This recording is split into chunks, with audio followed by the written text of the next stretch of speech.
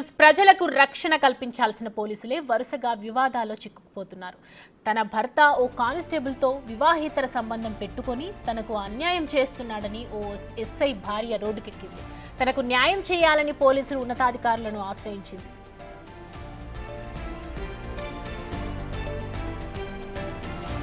నల్గొండ జిల్లాలో మహేందర్ అనే task force SI ఓ మహిళా కానిస్టేబుల్తో వివాహేతర సంబంధం పెట్టుకున్నాడు. విషయం తెలుసుకున్న మహేందర్ భార్య జ్యోతి ఆ వివాహేతర సంబంధాన్ని ఛేదించింది. ఎస్ఐ కానిస్టేబుల్ ఏకాంతంగా ఉన్నప్పుడు రెడ్ హ్యాండెడ్గా పట్టుకుంది. అడ్డంగా దొరికిన తర్వాత కూడా వారిలో మార్పు రాలేదని బాధితురాలు ఆరోపిస్తోంది. ఎప్పటిలాగే చెట్టాపెట్టాలేసుకొని తిరుగుతున్నారని ఆమె ఆవేదన. దీంతో ఆమె తన భర్తపై ఉన్నతాధికారులకు ఫిర్యాదు చేసింది.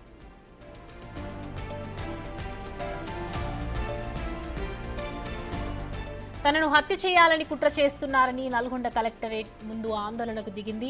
తమకు న్యాయం చేయాలని ఆమె డిమాండ్ చేసింది. లేదంటే తమ కుటుంబం మొత్తానికి కారణ్యం మరణానికి అనుమతి ఇవ్వాలంటుంది ఆమె.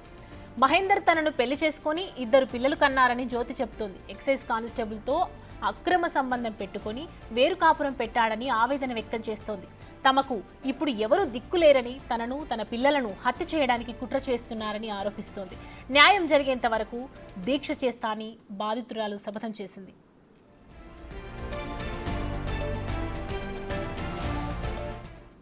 ఈ అంశానికి సంబంధించి మరిన్ని అప్డేట్స్ అందించడానికి మా ప్రతినిధి పుల్లారావు సిద్ధంగా ఉన్నారు. పుల్లారావు,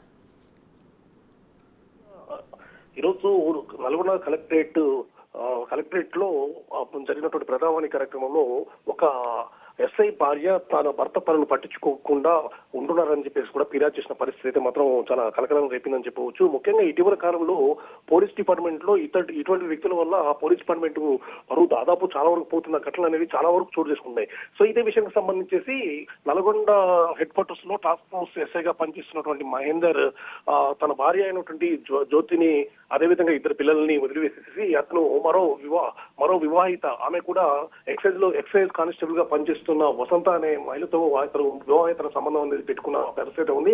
అయితే వీరిద్దరి మధ్య వివాహేతర సంబంధం గత 5-6 సంవత్సరాలుగా కూడా కొనసాగుతున్నట్లు కూడా జ్యోతి చెప్పిన పరిస్థితి ఉంది. సో ఇదే సమయంలో తన భర్త తన పిల్లల్ని వదిలిపెట్టేసి పూర్తిగా ఆ వసంతతో ఉంటున్నాడు. అదేవిధంగా వాళ్ళకి సంబంధించినటువంటి ఆస్తులన్నీ కూడా ఆ యొక్క వసంత పేరు మీదనే అతను రాసి ఇవ్వడం జరిగిందని చెప్తుంది. అదేవిధంగా ఇదే సమయంలో తనను తన పిల్లల్ని కూడా అంతమొందించాలని చెప్పేసి కూడా తన భర్త అదేవిధంగా వసంత అనేక రకాలుగా ప్రయత్నాలు చేస్తున్నారు. తన ఇంటికి వచ్చేసేసి కూడా గతంలో తన తల్లిపై కూడా దాడి చేశారు. ఇటీవల కాలంలో తన తండ్రి కూడా మరణించాడు. ఇప్పుడు తన తల్లి వద్దనే ఉంటున్నారని చెప్పి కూడా ఆమె వాపోయిన పరిస్థితి ఉంది. ఇదే సమయంలో వారి చేతిలో చావడం కన్నా తనకు సంబంధించేసి మెర్సీ కిల్లింగ్ కు అవకాశం ఇవ్వాలని చెప్పేసి కూడా ఆమె కలెక్టర్ కు విన్నవించుకున్న పరిస్థితి అయితే ఉంది. ఇదే విషయానికి సంబంధించి కూడా కలెక్టర్ ఆమె ఇచ్చినటువంటి జ్యోతి ఇచ్చినటువంటి ఫిర్యాదును స్వీకరించేసి పూర్తి స్థాయిలో విచారణ జరిపిస్తాము, నీకు తగిన న్యాయం చేస్తామని చెప్పేసి కూడా హామీ ఇచ్చిన పరిస్థితి ఉంది. ఇదే సమయంలో మళ్ళీ జ్యోతి అక్కడ నుండి నేరుగా ఎస్పీ ఆఫీస్ కు వెళ్ళేసి ఎస్పీ ఆఫీస్ కూడా కంప్లైంట్ చేసినట్లుగా మనకు తెలుస్తుంది. ఎందుకంటే ఇక్కడ హెడ్ క్వార్టర్స్ లోనే అతను టాస్క్ ఫోర్స్ ఎస్ఐగా పనిచేస్తున్నారు కాబట్టి తనకు కాదని చెప్పేసి వివాహిత సంబంధం పెట్టుకొని తన పిల్లలను చంపడానికి వాళ్ళు ప్రయత్నిస్తున్నారని చెప్పేసి కూడా ఎస్పీకి కూడా ఫిర్యాదు చేసినట్టు మనకు తెలియవస్తుంది. సో ఈ సమయంలో కూడా ఎస్పీ దీనిపై పూర్తి స్థాయిలో ఎంక్వైరీ చేపించేసి దీనికి తగిన న్యాయం చేస్తామని చెప్పేసి జ్యోతికి హామీ ఇచ్చినట్లు కూడా తెలియవస్తుంది. Soumya, thanks for the updates Pullarao.